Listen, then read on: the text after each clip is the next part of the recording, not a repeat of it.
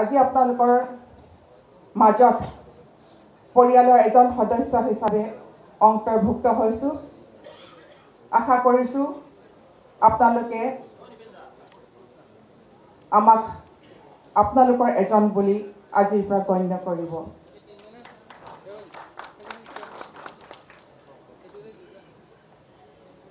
অনাগত সময়ত বিজেপি দলটোক শক্তিশালী কৰাৰ ক্ষেত্ৰত তৃণমূল পৰ্যায়ৰ পৰা এজন কৰ্মী হিচাপে যিমানখিনি কষ্ট কৰিব লাগে সিমানখিনিয়ে কষ্ট কৰি যাম বুলি আজি প্ৰতিশ্ৰুতিবদ্ধ হৈ পৰিয়ালৰ এজন সদস্য হিচাপে অন্তৰ্ভুক্ত হৈছোঁ।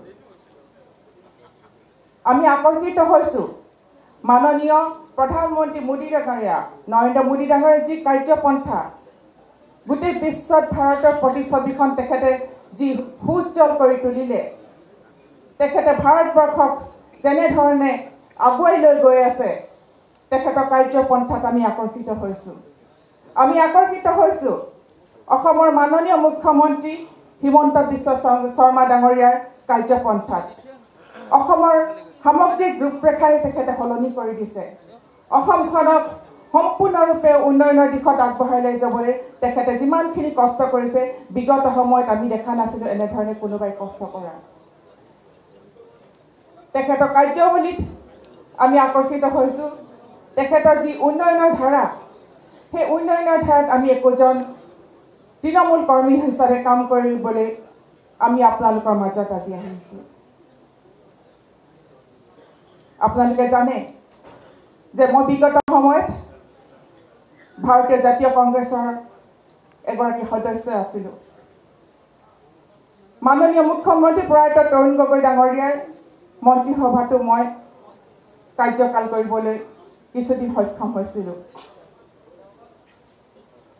কিন্তু পিছৰ পৰ্যায়ত বৰ্তমানৰ যিসকল নেতা কৰ্মী আছে সেই দলটোৰ মজিয়াত যিসকলে দলটোক আগুৱাই লৈ যাবলৈ চেষ্টা কৰি আছে সেইসকলৰ কাৰ্যৱলীত তেওঁলোকৰ মানসিকতাত মই বিতুষ্ট হৈছোঁ। আৰু মই ধৰি লোৱা নহয়, মই নিশ্চিত হৈছোঁ যে তেওঁলোকৰ মানসিকতাৰে তেওঁলোকৰ নেতৃত্বৰে কংগ্ৰেছ দলটো আৰু 100 বছৰলৈ কেতিয়া অসমত নালাগে, ভাৰতত আহিব নোৱাৰে।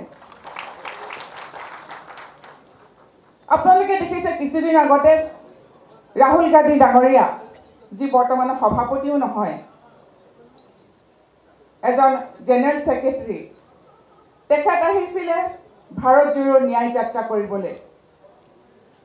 ভাৰত জোড়ো ন্যায় যাত্ৰা কৰোঁতে প্ৰথম পদক্ষেপতে অংকিতাক তেওঁ অন্যায় কৰি থৈ গ'ল।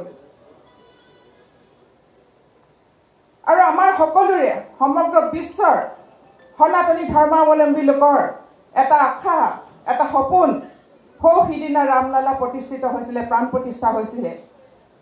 সেই প্ৰাণ প্ৰতিষ্ঠা কালত মানি ল'লোঁ তেওঁলোকে ৰাজনৈতিকভাৱে কিবা বিভেদৰ কাৰণে উপস্থিত হ'ব নোৱাৰে বুলি ভাবি লৈছিলে। কিন্তু আমাৰ সমগ্ৰ সনাতনী সত্তাটোক তেওঁলোকে ধূলিসাৎ কৰি সেইদিনাখন অন্ততঃ ভাৰত জোড়ো ন্যায় যাত্ৰা তেওঁলোকে ল'ব নালাগিছিলে। তাৰ দ্বাৰা আমাক সনাতনী ধৰ্মাৱলম্বী আমাক মানসিকভাৱে আশাধনা বুলি আমি ভাবিবলৈ বাধ্য হৈছোঁ। গতিকে তেনেকুৱা নেতৃত্বত, তেনেকুৱা মানসিকতাৰে কংগ্ৰেছ দল কেতিয়াও আগবাঢ়িব নোৱাৰে। আগৰ কথা বেলেগ আছিলে, বৰ্তমানৰ যিসকলে নেতৃত্ব বহন কৰিছে তেওঁলোকৰ মানসিকতা একেবাৰে নিকৃষ্ট পৰ্যায়ৰ, নিকৃষ্টতম পৰ্যায়লৈ বৰ্তমান গতি কৰি আছে। তেওঁলোকে মহিলাক সুৰক্ষিত কৰিব নোৱাৰে। তেওঁলোকে অংকিতাক নালাগে মোকে তেওঁলোকে মানসিকভাৱে বহুতখিনি নিৰ্যাতন কৰিছিলে। গতিকে সেই নিৰ্যাতনৰ পৰা পৰিত্ৰাণ পাবৰ বাবে আজি সুৰক্ষিত এখন ভূমিত আজি আমি একত্ৰিত হৈছোঁ। পৰিয়ালত, এই বিজেপি পৰিয়ালত আমি অন্তৰ্ভুক্ত হ'বলৈ বাধ্য হৈছোঁ। আমাৰ মহিলাসকলক সুৰক্ষা লাগে, আমাৰ মহিলাসকলক আগবাঢ়ি যাবলৈ সুবিধা লাগে। আজি মাননীয় প্ৰধানমন্ত্ৰী ডাঙৰীয়াই 33% মহিলাসকলৰ কাৰণে সুৰক্ষিত কৰিছে। সেইখন আইন আহিলে কিমানখিনি মহিলাসকলে সুৰক্ষিত হ'ব।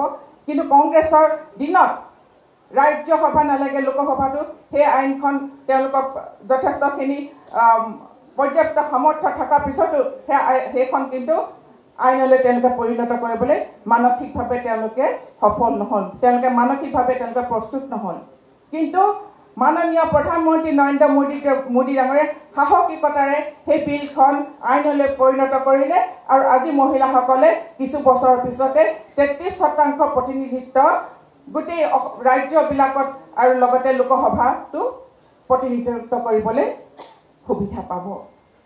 গতিকে এনেকুৱা বহুত কিতাপ মানে আমাৰ চকুৰ আগত আমি সুৰক্ষিত হোৱা, আমি আগবাঢ়ি নিজকে প্ৰগতি পথলৈ লৈ যাবলৈ আমি যিবিলাক ব্যৱস্থা আছে সেই ব্যৱস্থা লোৱাবিলাক কেন্দ্ৰত আৰু ৰাজ্য চৰকাৰত আমি দেখিবলৈ পাইছোঁ। গতিকে তেওঁলোক দুজন তথা এই দলটোৰ প্ৰতি অনুগত্য প্ৰকাশ কৰি মই আজি বিজেপি দলত প্ৰাথমিক সদস্য হিচাপে অন্তৰ্ভুক্ত হৈছোঁ। মাননীয় সভাপতি ডাঙৰীয়াই তৃণমূল পৰ্যায়ৰ পৰা কাম কৰি যাবলৈ, আমি যিহেতু নতুন, গতিকে কেনেধৰণে কাম কৰি যাব লাগিব, প্ৰত্যেকটো পৰিয়ালৰ বিভিন্ন পৰিকল্পনা থাকে, বিভিন্ন কাম কৰা পৰ্যায় থাকে। গতিকে ইয়াত কেনেধৰণে কাম কৰি যাব লাগিব তেখেতে আমাক নিৰ্দেশনা দি যাব। তেখেতৰ নিৰ্দেশনাত আমি তলৰ পৰা আমি কাম কৰি যাবলৈ, বিজেপি দলটোক আৰু আগুৱাই লৈ যাবলৈ আমি প্ৰতিশ্ৰুতিবদ্ধ হৈছোঁ। ভাৰত মাতা কি জয়, ভাৰত মাতা কি জয়।